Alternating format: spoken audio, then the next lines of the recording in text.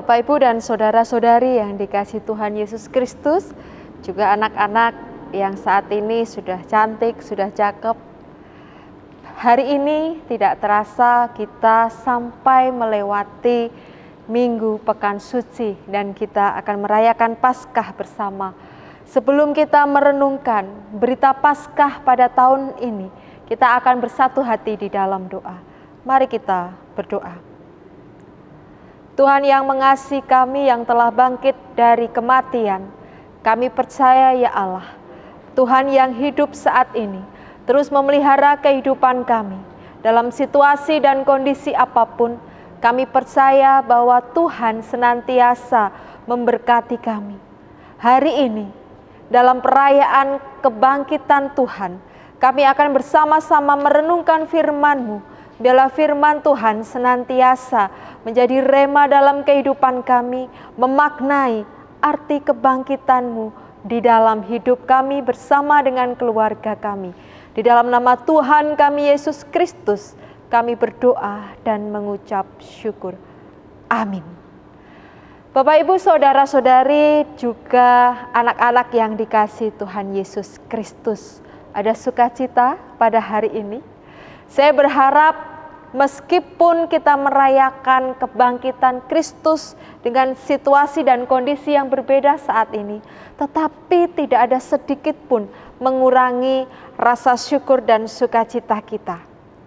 Pada hari ini, kita merayakan kebangkitan Kristus dan kita percaya bahwa Tuhan yang telah mati telah bangkit kembali. Saya ingin bertanya kepada Bapak, Ibu, dan saudara-saudari serta anak-anak yang ada di rumah, masihkah panjenengan sami mengikuti kabar berita terupdate di tengah situasi dan kondisi semakin semarak berita-berita tentang virus corona? Jikalau Bapak Ibu masih mengikutinya dengan setia, lalu bagaimana perasaan Bapak Ibu dan saudara-saudari serta anak-anak saat ini?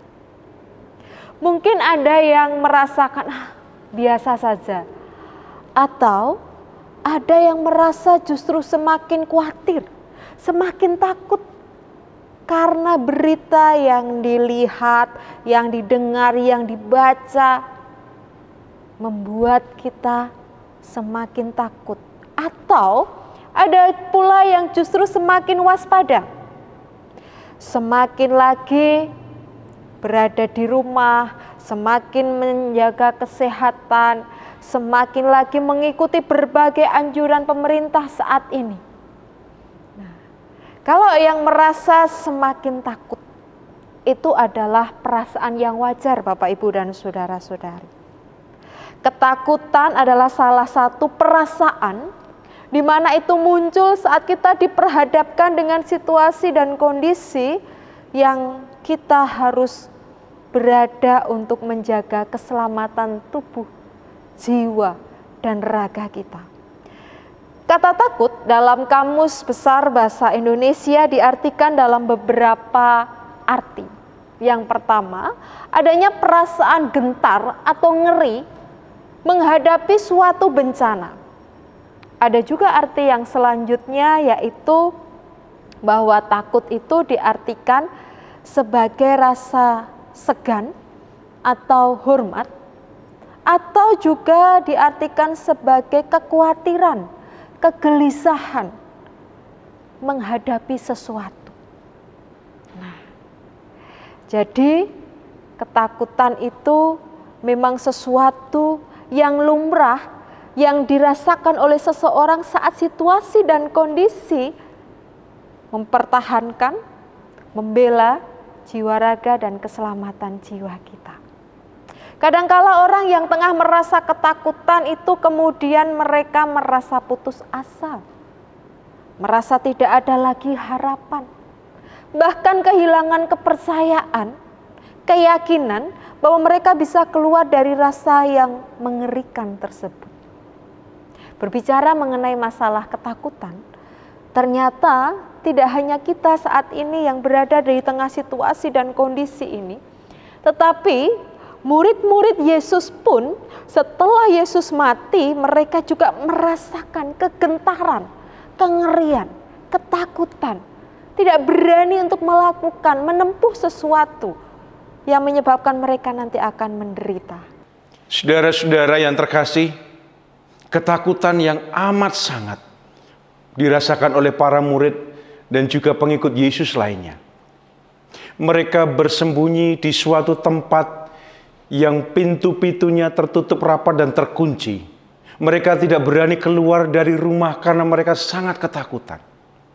Betapa tidak, Yesus yang mereka gadang-gadang menjadi pahlawan bagi mereka, kini telah mati disalibkan. Mereka sangat sedih dan mereka merasakan ketakutan yang amat sangat. Kalau pasukan Romawi ataupun juga pemuka agama Yahudi sedang mencari mereka, mengejar-ngejar mereka, dan akan membunuh mereka. Mereka dianggap sebagai antek-antek Yesus yang harus ditumpas sebagaimana Yesus alami. Itulah sebabnya mereka tenggelam dalam keputusasaan, kesedihan yang mendalam, dan mereka merasakan kalut dan pilu, seolah dunia akan berakhir dan hidup mereka akan berhenti. Yang memprihatinkan ibu bapa dan saudara, sesungguhnya Maria Magdalena sudah memberitakan kepada mereka bahwa Yesus telah bangkit. Maria Magdalena telah meyakinkan para murid bahwa Yesus telah bangkit dan Maria sendiri berjumpa dengan Yesus. Maria bahkan mengatakan bahwa Yesus bersabda agar Maria Magdalena bercerita kepada para murid tentang Yesus yang bangkit. Tetapi mereka tetap tidak percaya. Mereka tetap tenggelam dalam keputusasaan dan kesedihan. Berita, cerita, kisah tentang Yesus yang bangkit tidak mengubah hati mereka tetap merasakan pilu dan kesedihan yang mendalam. Mereka lupa akan perkataan Yesus, akan janji Yesus dan nubuat Yesus, bahwa Yesus pernah mengatakan meskipun Yesus mati, tetapi pada hari yang ketiga akan bangkit dari kematian. Mereka lupa. Kekecewaan dan kesedihan mereka begitu besar sehingga mereka lupa untuk mengingat kembali tentang janji dan nubuat Tuhan Yesus akan kebangkitannya. Saudara-saudara, 11 murid Yesus sama sebenarnya taubahnya dengan Thomas yang membutuhkan bukti baru kemudian percaya. Janji, ingatan akan nubuat mereka hilang. Oleh karena itu mereka tetap merasa tidak percaya meskipun Maria Magdalena memberitakan kebangkitan Yesus. Barulah kemudian saudara-saudara ketika Yesus datang di tengah-tengah mereka, ketika Yesus hadir di antara mereka, dan Yesus menunjukkan bekas luka di tangan dan di lambungnya, barulah kemudian murid-murid mereka menjadi percaya, merasakan sukacita, merasakan exciting, karena Yesus yang mati telah bangkit. Mereka merasakan damai sejahtera yang luar biasa. Dan itulah yang Yesus berikan kepada mereka. Yesus tahu apa yang paling dibutuhkan oleh murid-murid pada saat itu, yaitu damai sejahtera di tengah ketakutan dan keputusasaan. Itulah sebabnya Yesus katakan kepada mereka, damai sejahtera bagi kamu, damai sejahtera bagi kamu.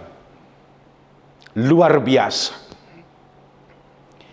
Selanjutnya apa yang Yesus katakan kepada para murid, Bapak, Ibu, dan Saudara? Yesus mengutus para murid untuk memberitakan kabar baik, kabar Yesus yang bangkit, untuk membagikan damai sejahtera kepada sesama dan semesta, mewujudkan kebaikan bagi sesama dan semesta. Pemberian mengandung penugasan. Pemberian Yesus kepada para murid yaitu damai sejahtera harus mereka bagikan kepada semesta dan semua manusia, dan itulah sebabnya pemberian mengandung penugasan. Ketika para murid diberikan damai sejahtera, mereka ditugasi untuk membagikannya kepada semesta dan sesama. Mengapa semesta juga perlu ibu bapak dan saudara? Kalau kita lihat narasi Markus, Injil Markus, ketika Yesus akan naik ke surga, Yesus mengatakan, beritakanlah Injil kepada segala makhluk. Beritakanlah Injil kepada semua makhluk. Jadi bukan hanya manusia, tapi semesta juga menjadi bagian dari damai sejahtera ilahi. Itulah sebabnya Bapak, Ibu, dan Saudara, para murid diminta untuk memberitakan kabar baik, damai sejahtera, dan juga kebaikan bagi semesta dan sesama. Saudara-saudaraku yang terkasih dalam Kristus, pengutusan penugasan Yesus kepada para murid mendorong para murid untuk keluar dari ketakutan, keluar dari keputusasaan, sehingga para murid bisa memberitakan kabar baik Yesus yang bangkit, kebaikan dan damai bagi semesta dan sesama. Paskah membawa kebaikan bagi semesta dan sesama. Memang saat ini di dekat kita penyebaran virus corona seakan-akan semakin tidak ada jarak dengan kita. Kita tidak tahu dengan siapa virus itu berada dalam tubuh. Mungkin ada di salah satu keluarga kita, mungkin berada di salah satu sahabat, teman, atau orang terdekat kita, atau justru orang yang tidak kita kenal.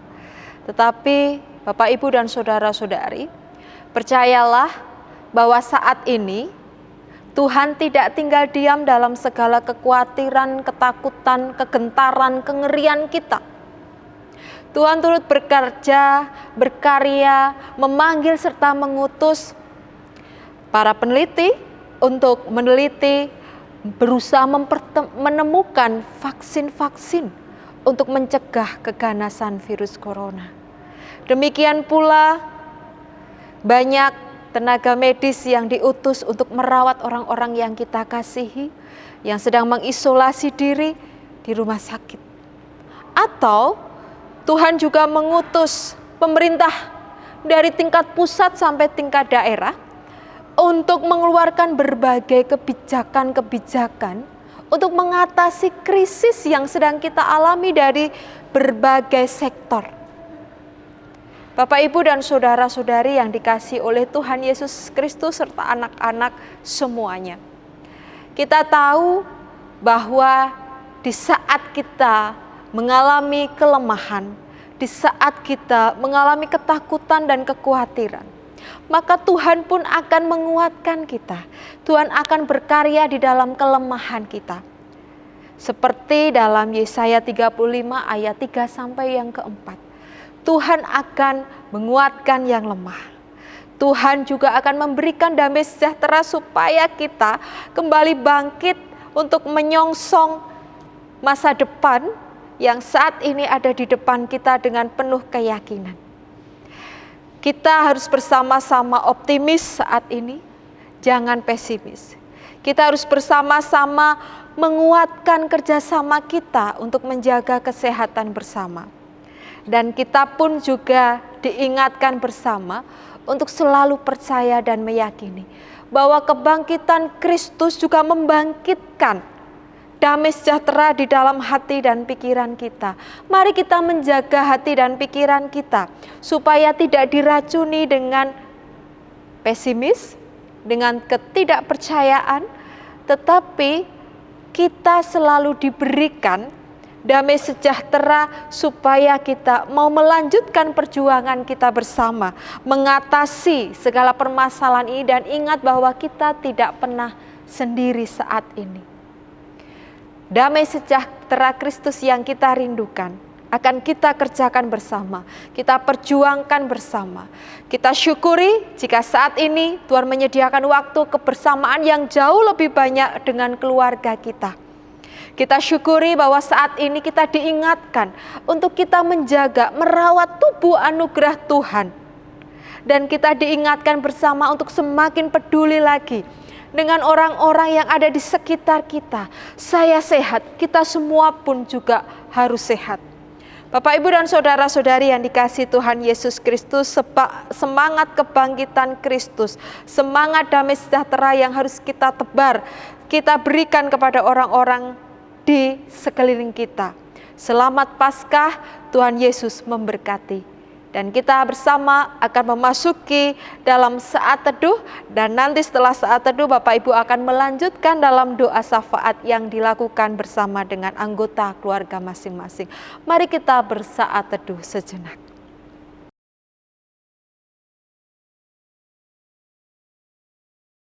Tuhan Yesus Kristus, Sang Sumber damai sejahtera bagi kami.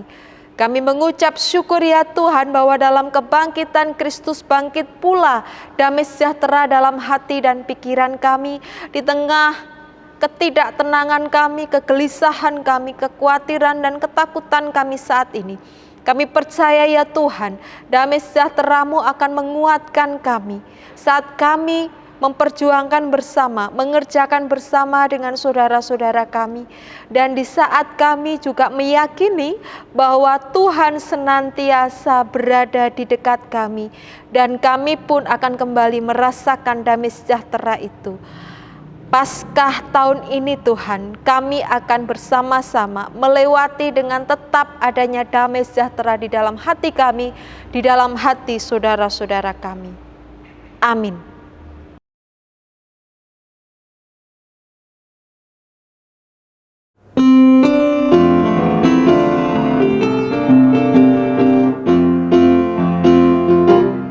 Ada damai sejahtera Allah, ada damai sejahtera Allah, ada damai sejahtera Allah di hatiku.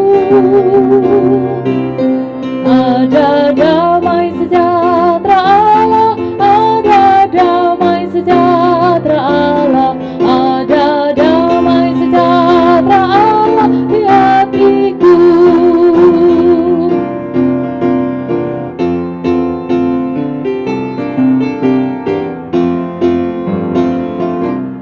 Kasih Allah berlimpah-limpah, kasih Allah berlimpah-limpah, kasih Allah berlimpah-limpah di hatiku.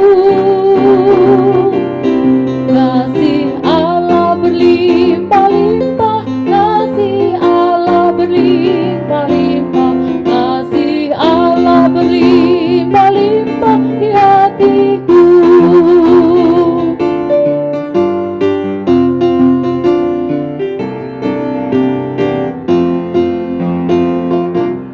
Rahmat Allah bagaikan sungai, rahmat Allah bagaikan sungai, rahmat Allah bagaikan sungai di hatiku. Rahmat Allah bagaikan sungai, rahmat Allah bagaikan sungai, rahmat Allah bagaikan sungai di hatiku.